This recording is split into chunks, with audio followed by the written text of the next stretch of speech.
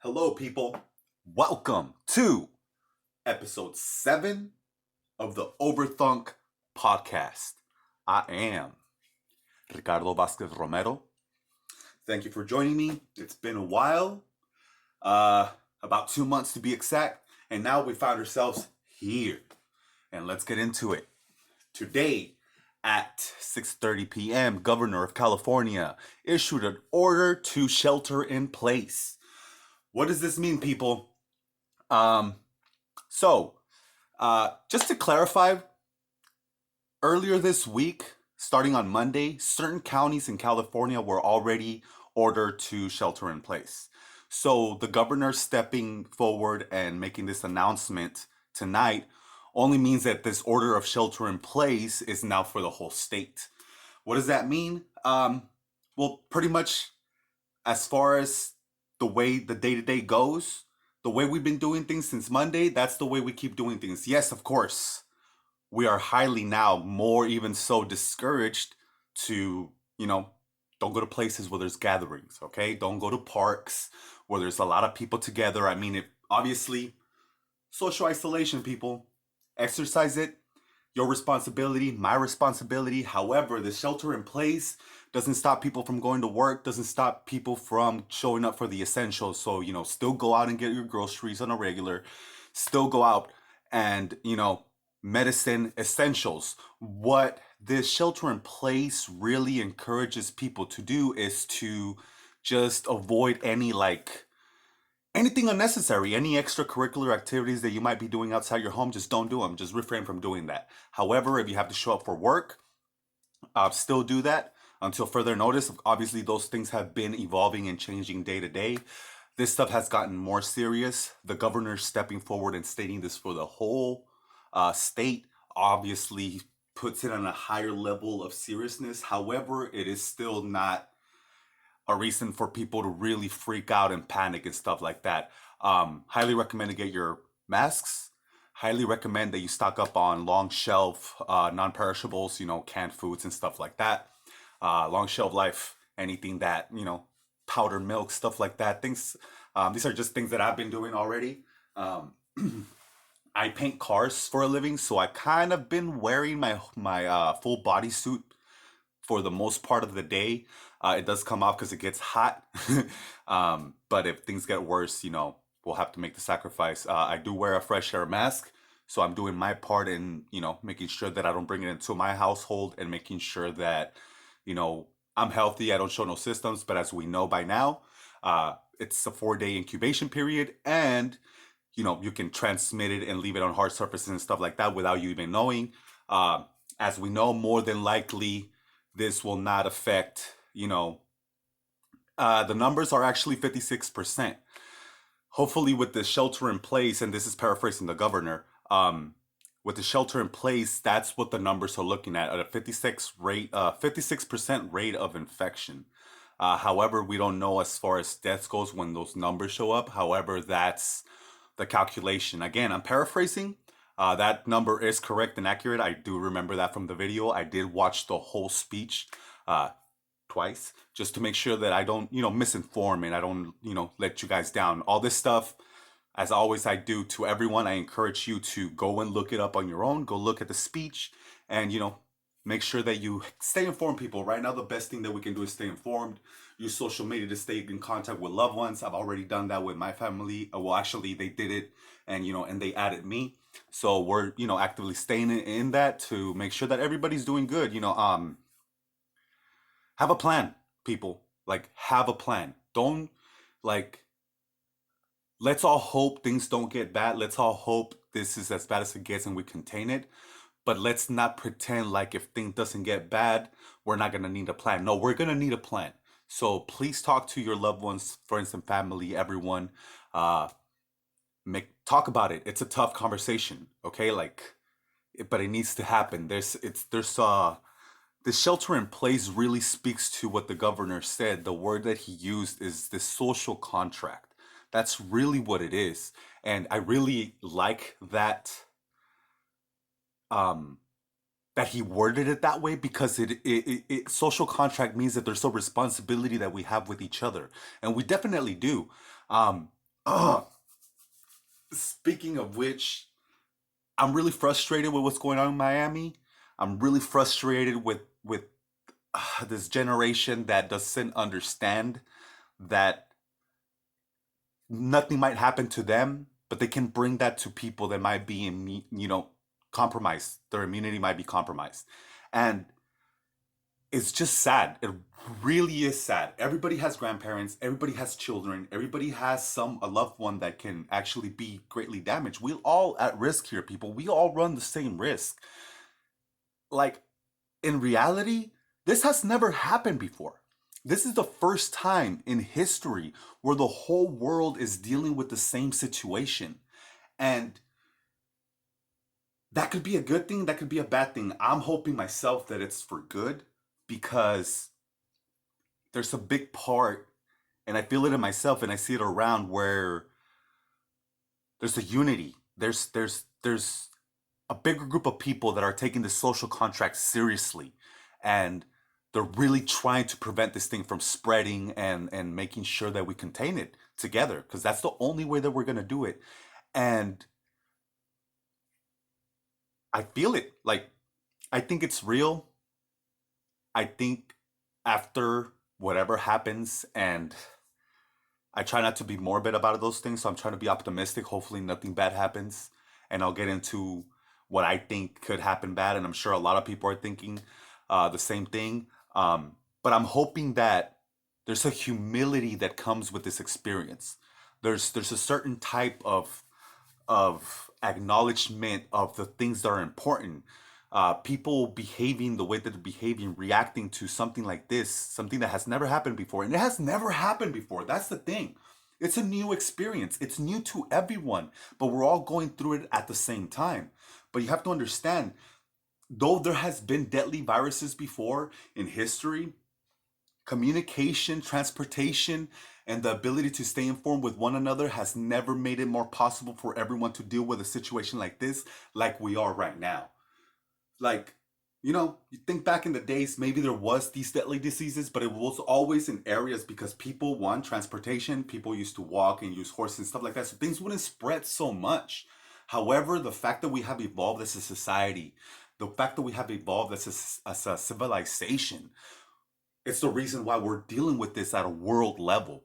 And I don't know, man. I mean, I don't want to get all spiritual or theoretical with you guys, but if what I feel is happening as a reaction to a real epidemic, which is the consideration of others, the consideration of strangers, the consideration of people you don't know, the acknowledgement that the weak need the strong to stand up for them, and that there's a responsibility that comes with that. I feel like all these things are being brought up out in people. Now, don't get me wrong. There's definitely that other freaking part where, like, the other group of people that are the opposite side of the coin. And unfortunately, they're there, and we kind of need them, because this is how you understand what the right course is. You have to have both sides. They're mutually complementary. Complementical? Complementing? They complement each other. That's what I'm trying to say, right? Anyways, so there's some. I feel like there's something real happening here. I feel like after this, some things might change. People might be different. However, let's go to the dark side. Let's go to how things can go bad. Um, the governor steps forward, right, and puts this order of shelter in place.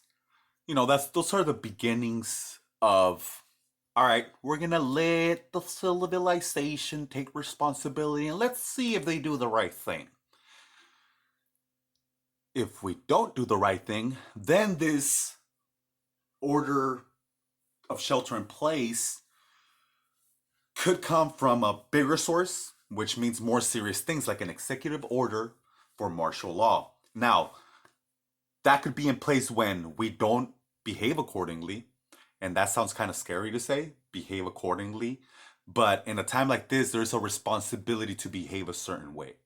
So, agreeing to that, if us, everyone, as a nation, as a country, we do not take this responsibility serious.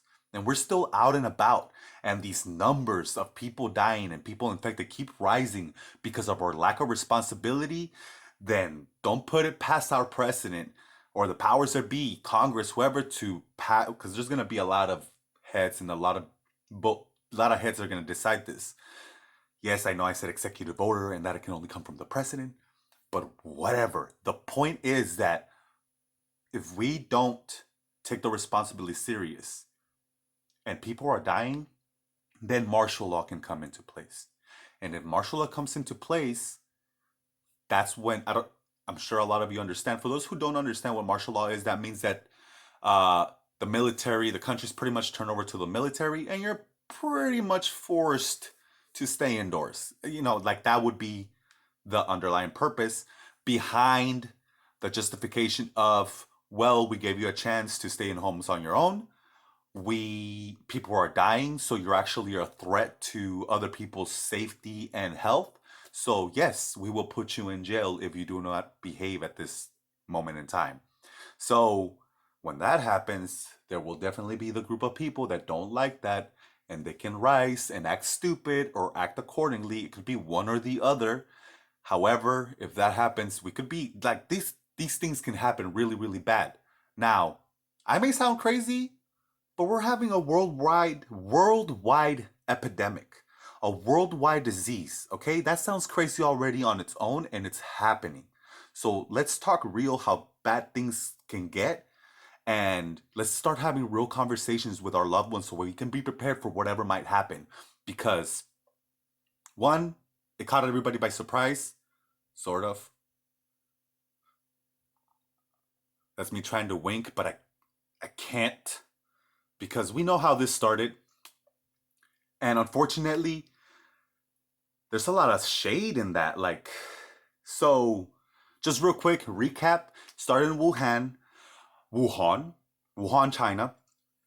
And apparently it was leaked out by a reporter first, a journalist, and then it was leaked out by a vlogger. Now, when they leaked this out, they claimed that they had been dealing with the epidemic for 2 months before they leaked this information out. Now, this is real, people. Look it up. Look up the videos. Now, the real part is that these two people have gone missing and they're nowhere to be found and nowhere to be reached. And that's more than likely because they exposed what was happening. However, that's the reason why we know. So who's to say how much longer that would have gone for if those videos wouldn't have leaked? How much worse it would have hit us and impact us if those videos wouldn't have been leaked?